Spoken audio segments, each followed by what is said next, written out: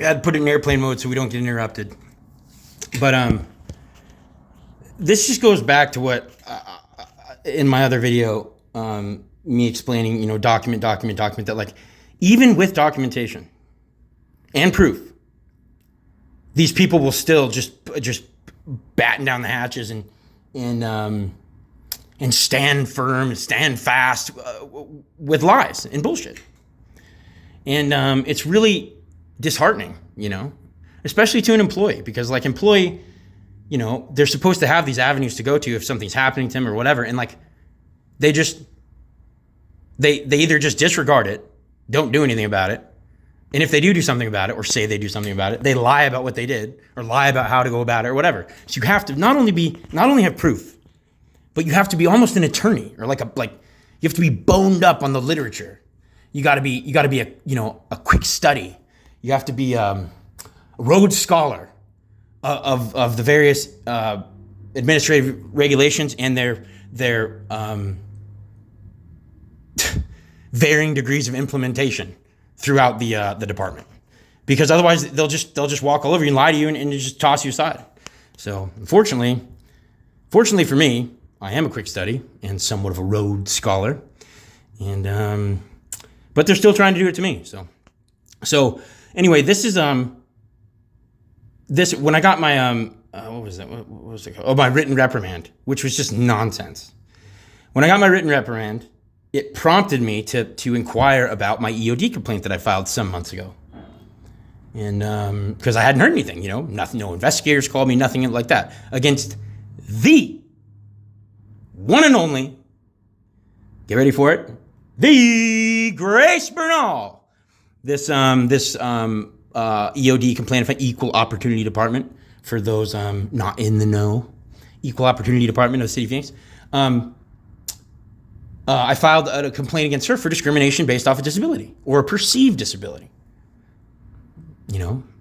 And which mental health is. It's Americans with Disabilities Act was amended to, or mental health was amended to the Americans with Disabilities Act, I think in 2008.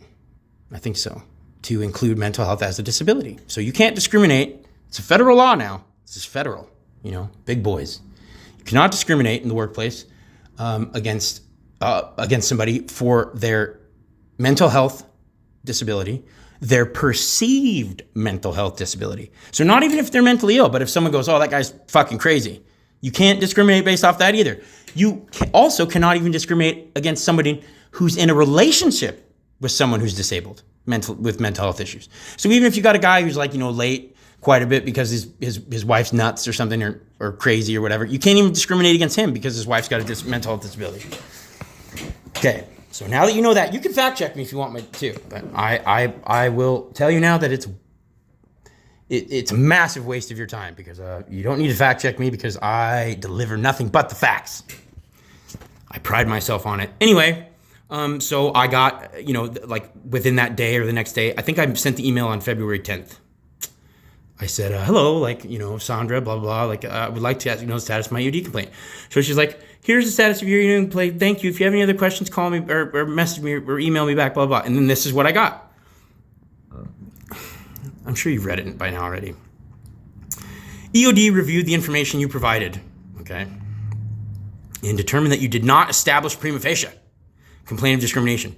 During your interview with EOD staff, you indicated that the hiring supervisor provided you with feedback and indicated that you were not selected for the position. The hiring supervisor explained you not selected because of comments you made about the 91st Avenue plant and your portrayal of it as a negative workplace. This statement contradicts your allegations that you were not selected because comments related to your mental health. Therefore, no further action will be taken by the Equal Opportunity Department. Blah, blah, blah. Additionally, you have the right to file a complaint with the following enforcement agencies. So I already did file a complaint with the U.S. EEOC, they call it, months ago. And they took my case, actually. They assigned me a federal agent who I have a meeting with in the end of April, I think, because they're so backed up. The Attorney General's office. I will be filing a discriminatory complaint with them. However, I have the ability to appeal this what do you call it? This determination from the EOD department. So I emailed the EOD department, and the thing about Sandra is like she doesn't know that I had